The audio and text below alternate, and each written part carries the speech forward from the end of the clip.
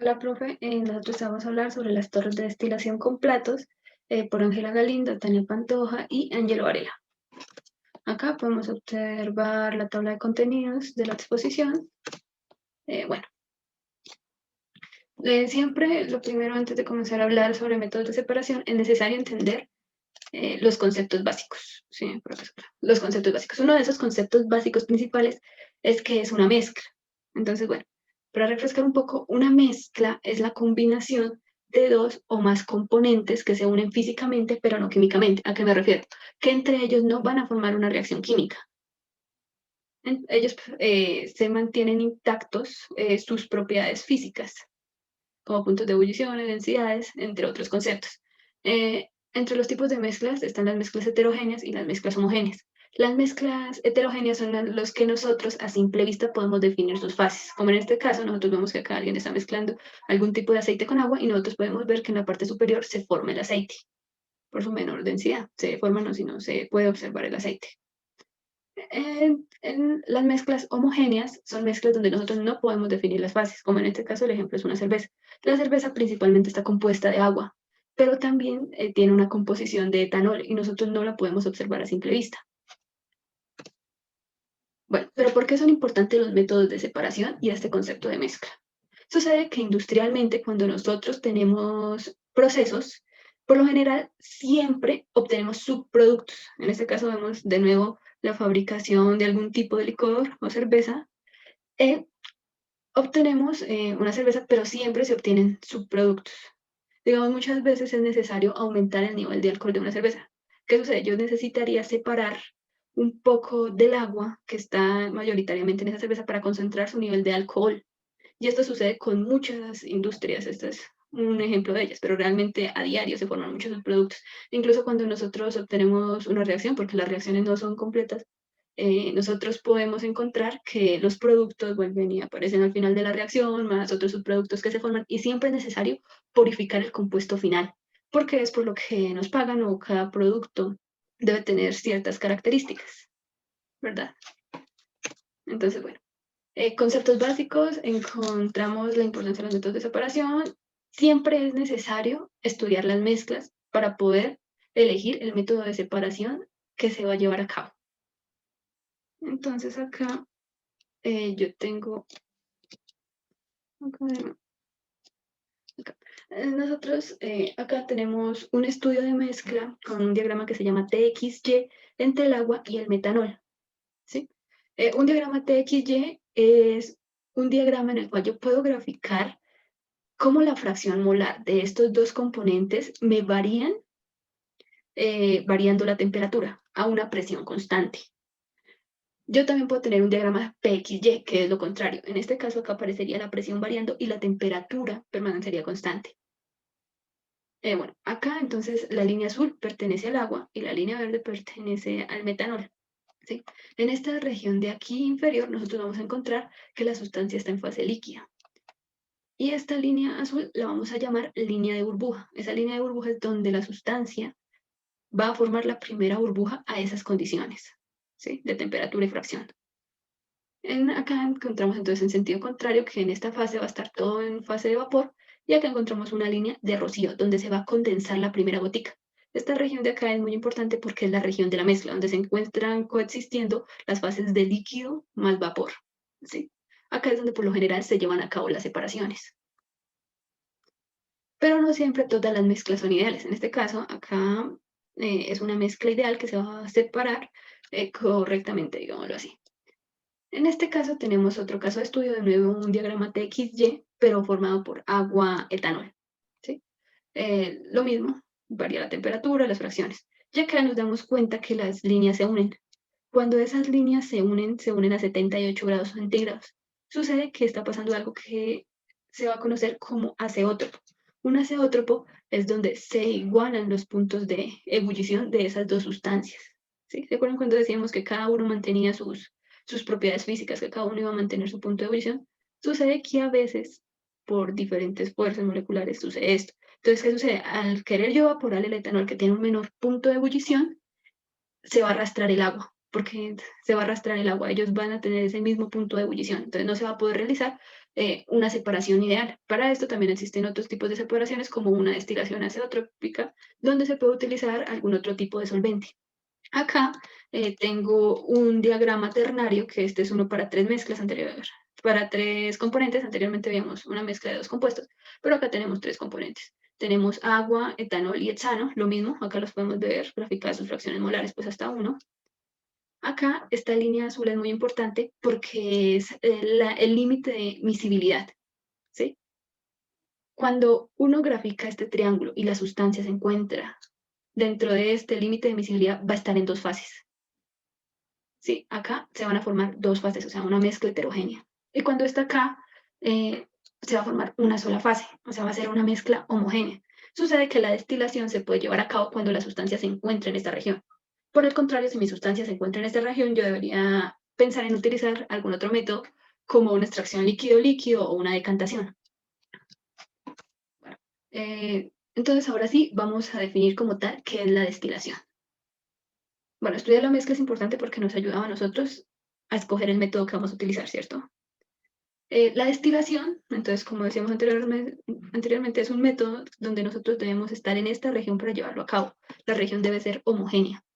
Entonces, la destilación es un concepto que data de muchos años atrás, que tiene como principal aliado los puntos de ebullición.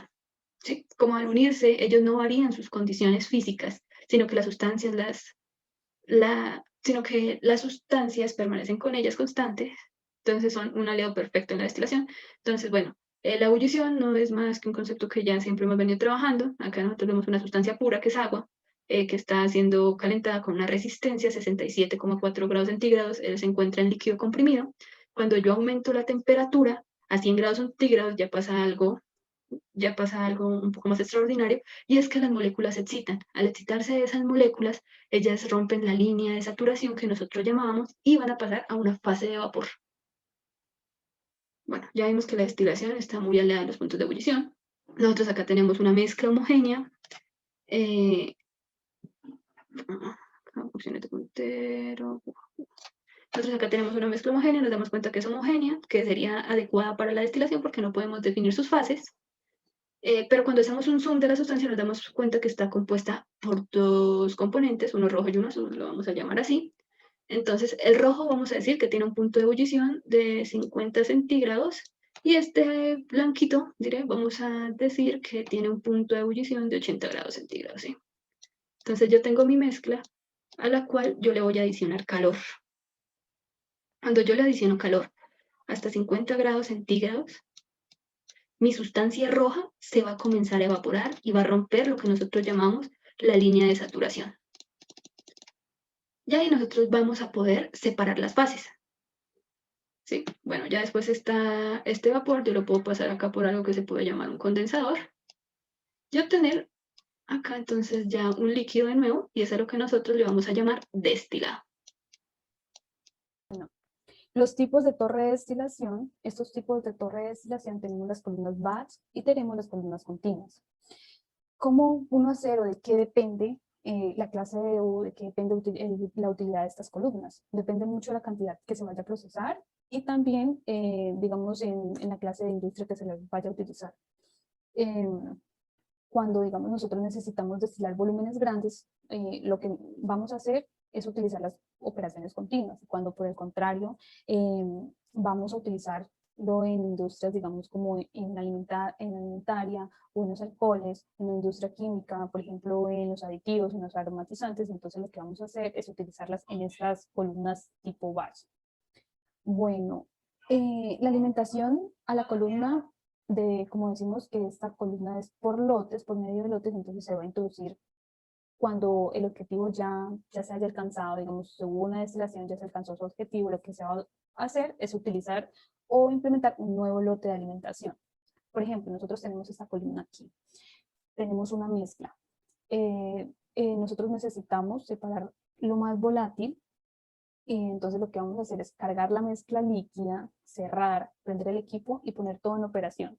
La sustancia más volátil va a empezar a recuperarse, va a pasar por la parte de recuperación. Una vez se termina de hacer ese trabajo, se hace la descarga por los fondos, o sea, después de ya se recupere la la sustancia volátil lo que se hace es que va a pasar por los fondos. Una vez se descargan, nuevamente para seguir obteniendo los próximos productos tendrán que cargarse otra vez la columna. Por el contrario, nosotros tenemos las columnas de tipo continuas. Las columnas de tipo continuas lo que hace es que recibe un flujo de alimentación continuo. ¿Eso qué quiere decir? Que no ocurre interrupciones mediante su proceso, a menos de que esto, digamos, presente problemas en la columna o en los alrededores de la utilidad del proceso. Estos también son capaces de manejar grandes escalas. Por ejemplo, acá tenemos que esta columna de multiproducto es utilizada en la industria del petróleo y esta columna de platos es la que vamos a ver siguientemente, en lo que nos vamos a enfocar. Para esto es muy necesario que nosotros conozcamos las partes de la columna.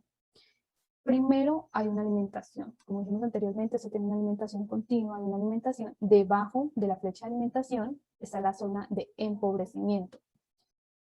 ¿Esto qué quiere decir? O sea, se llama zona de empobrecimiento porque la sustancia volátil, o sea, carece de esa sustancia volátil.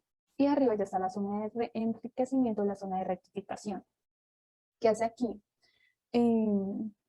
Tenemos la zona del ebullidor, del calentador, que es cuando se hace la recirculación y luego salen por las colas o por los fondos.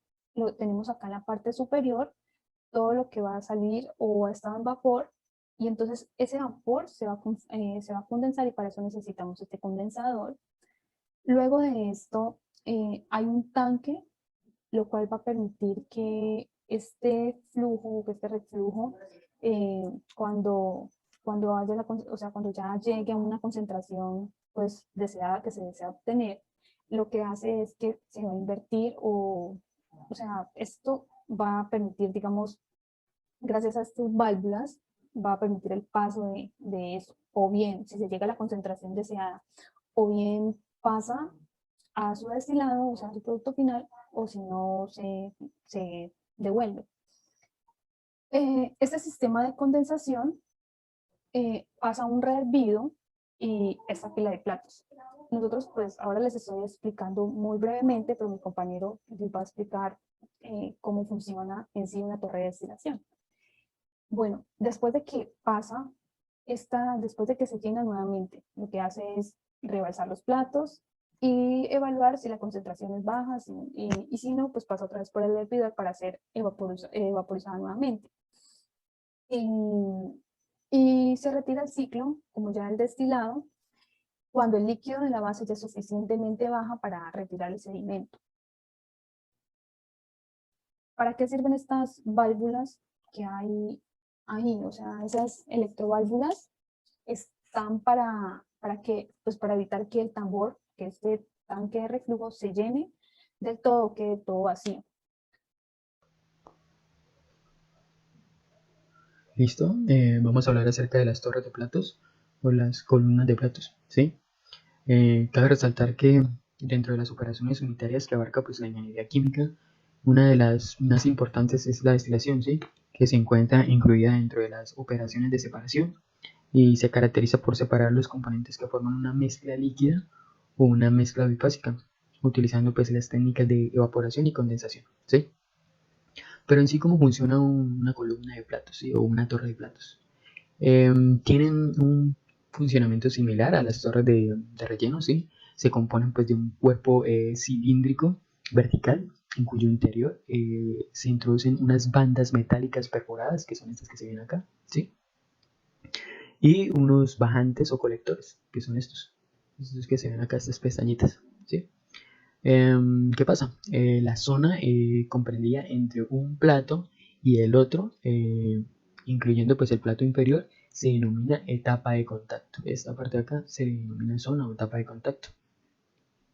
En una configuración simple, el líquido cae desde el bajante, eh, cae desde el bajante superior a uno de los extremos del plato. Va cayendo por esa parte hacia uno de los extremos del plato y, y se despliega por todo el plato, ¿sí? Se va derramando por todo el plato hasta que llega al siguiente, al siguiente bajante o colector, ¿sí? Y vuelve a derramarse, ¿sí? Se vuelve a derramar y pues esto va ocurriendo sucesivamente, ¿sí? ¿Qué pasa con el vapor? El vapor va pues ascendiendo por toda la columna, cruzando de un plato al otro pues, inmediatamente, ¿sí? A través de unos orificios, como se observan aquí, unos orificios, por aquí es donde se van introduciendo el vapor, ¿sí?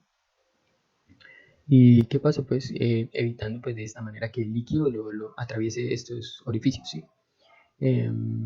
Cuando el vapor va atravesando los orificios, pues van formando burbujas que se ponen pues en contacto con el flujo cruzado con el líquido que hay en el plato, ¿sí?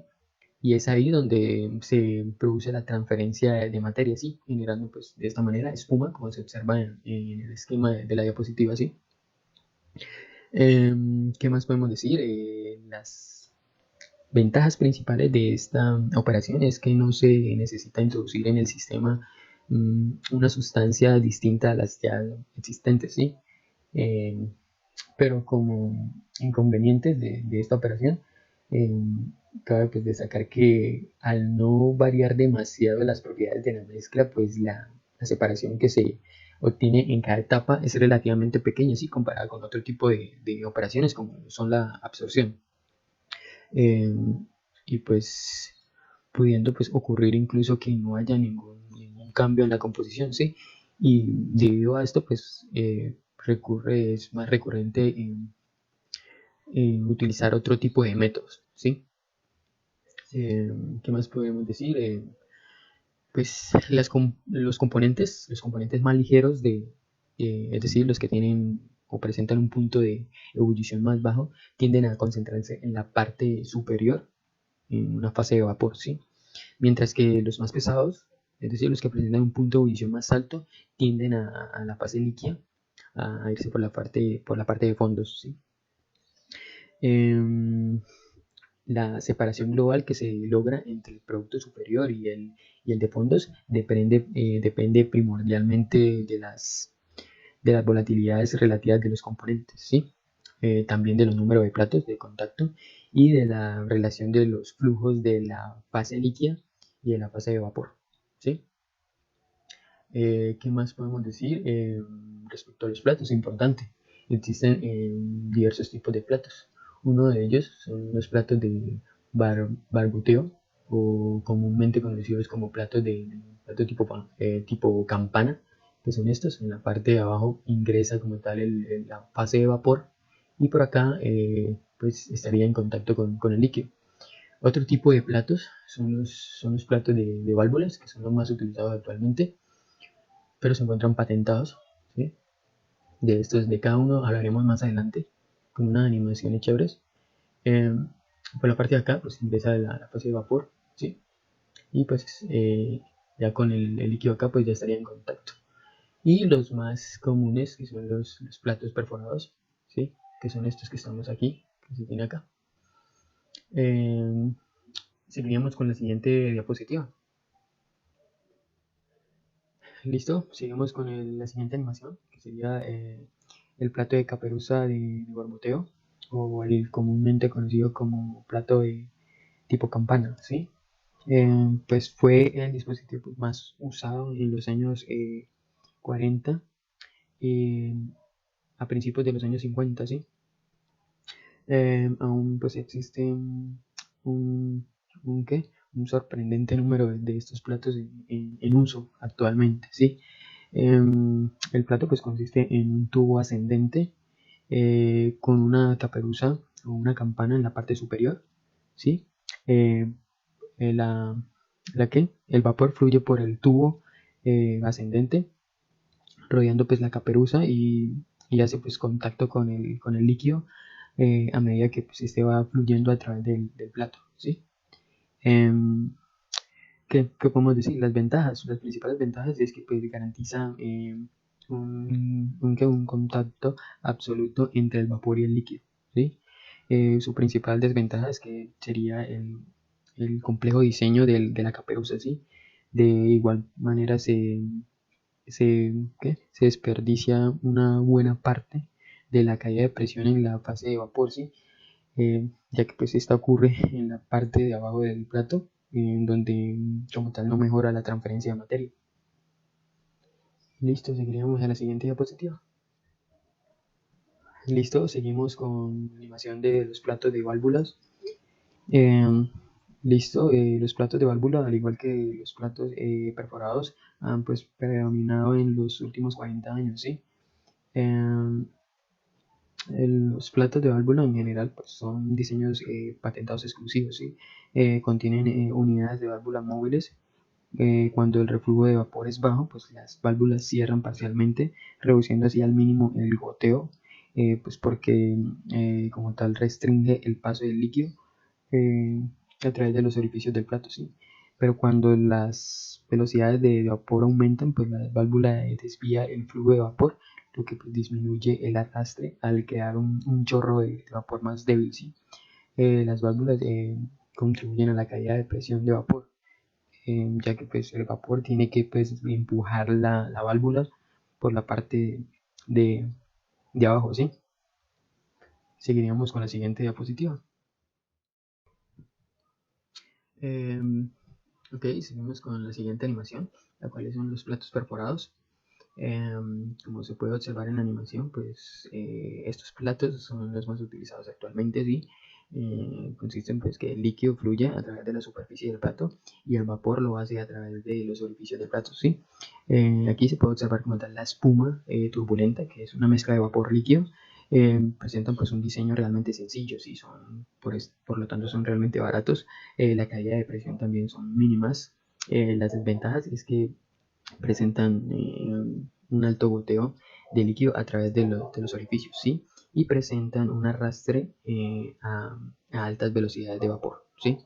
¿Qué más podemos decir de ellos? Son los más utilizados en la industria, ¿sí? Seguimos con la siguiente diapositiva.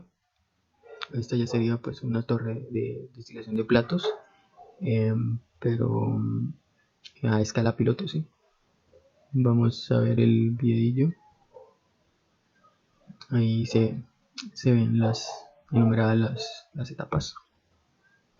Se puede ver el burbujeo y la espuma, que es la mezcla de vapor líquido. ¿Listo? Listo, seguiría mi compañera con la siguiente diapositiva. Las utilidades de una torre de platos. En esta imagen nosotros miramos una torre de fraccionamiento de petróleo. En la parte de abajo es por donde se entra el crudo hacia cada una de estas, que es un punto, o esta separación se da por medio de puntos de ebullición. Cada platico que nosotros miramos aquí nos conduce a una unidad de equilibrio diferente. Pero cada que la torre va ascendiendo, los equilibrios de punto de ebullición van siendo un poco más bajos.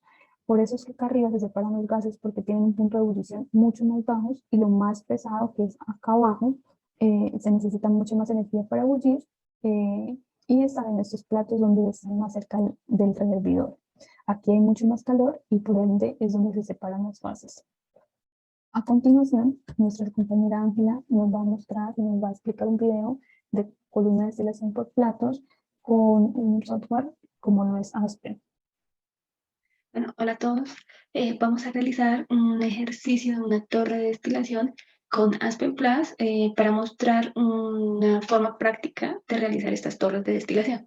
Entonces el ejercicio dice, se tiene una mezcla quimolar de etanol-agua, la cual se desea separar mediante una columna de destilación, que opera a condiciones estándar.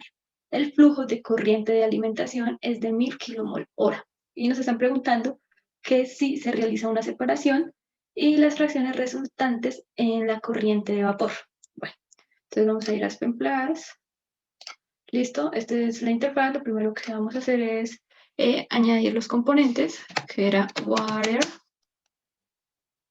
etanol,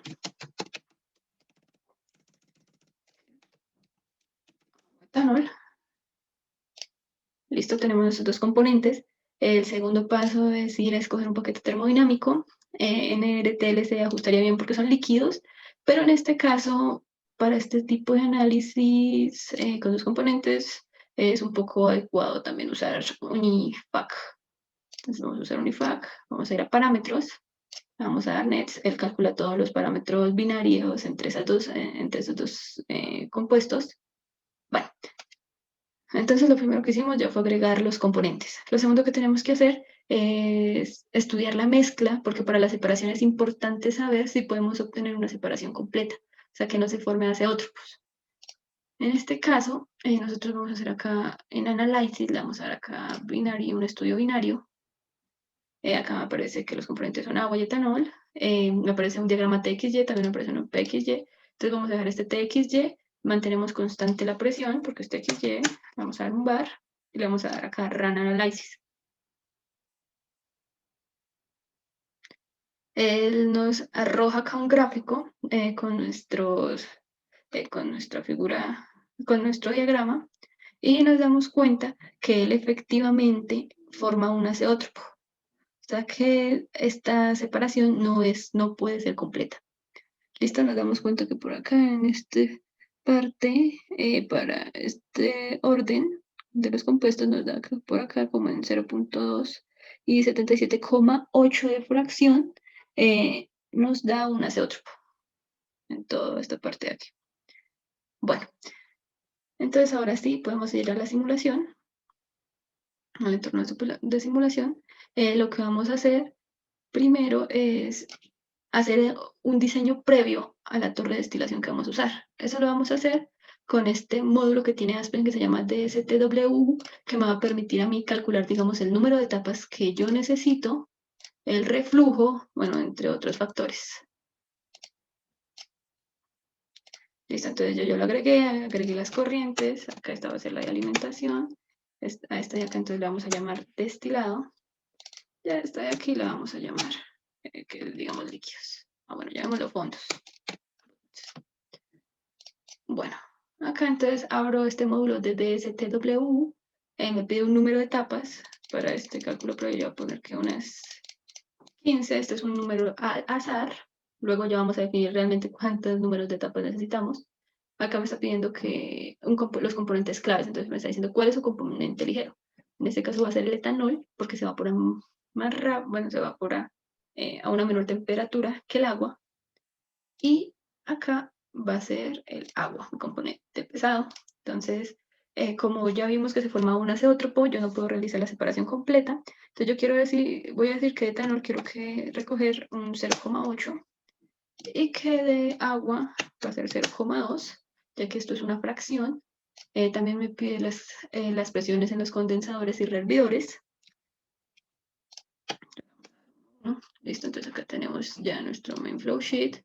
Tenemos que llenar también esta corriente de alimentación, a la cual entonces nos decían que estaba en condiciones estándares son 25 grados Celsius, y un bar, me decían que había un flujo de 1000 kilomol hora de una mezcla equimolar. Entonces vamos acá a buscar una fracción molar, 0.5 y 0.5. Listo, ya todo me parece especificado. Lo que yo hago es darle aquí correr a este módulo. Listo, entonces le vamos acá a ver los resultados, no selecciono razón, sino ver los resultados. Y acá entonces nos damos cuenta que, bueno, nuestro número de platos actuales era 15, pero él me está diciendo, usted puede diseñar su torre con 7.3 platos, o sea, 8 porque yo no puedo poner pues 0.3 platos, 7 más. Me está diciendo, su menor número de etapas es 8. También me muestra el reflujo y me está diciendo, mi actual reflujo es este, pero con ese mínimo de etapas un reflujo de 0,44. Entonces lo que yo voy a hacer es que voy a cambiar el diseño de esa torre, le voy a poner 8, le voy a poner acá 8 etapas. Listo, le voy a poner aquí 8 etapas, voy a borrar esto y le voy a dar de nuevo correr. Listo. Él ya volvió y me calculó, le vamos acá a dar results. Listo, me dice el número de etapas, la etapa en la que yo debo alimentar y mi reflujo actual. Listo. Entonces, bueno, ahora lo que yo voy a hacer es agregar esta RADFRAC, que es la torre de destilación con cálculos vigorosos. Esta DSTW me ayuda a mí diseñarla y es algo ideal, digámoslo así. En cambio, esta REDFRAC sí es la torre de destilación realizada con cálculos vigorosos. Entonces lo que yo voy a hacer es acá volver a reconectar.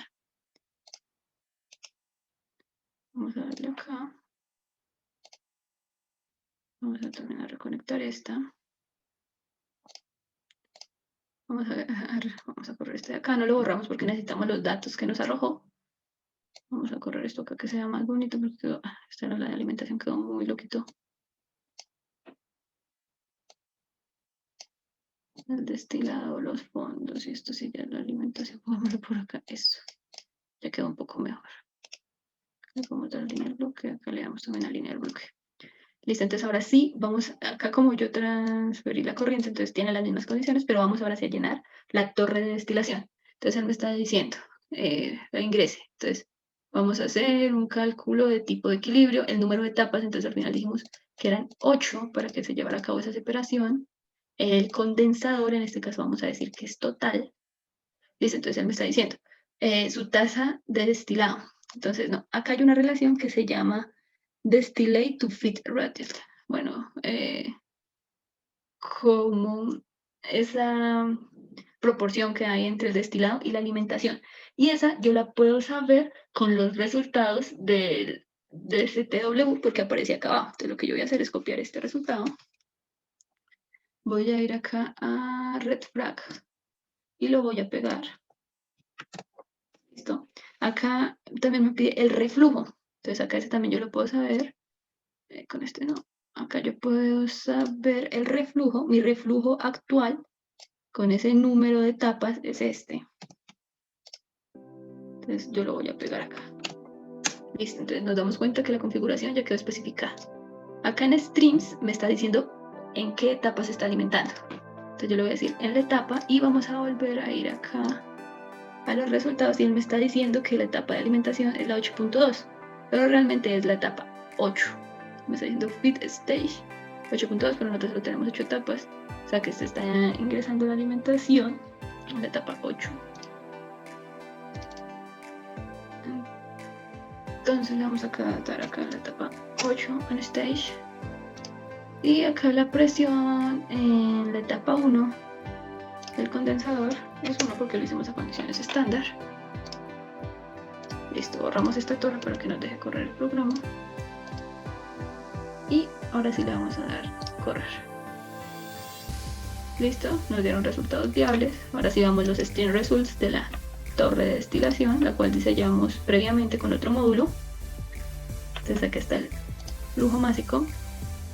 Entonces nos damos cuenta que la alimentación entraba 9.000 kilogramos hora de agua, 23.000 kilogramos hora de etanol.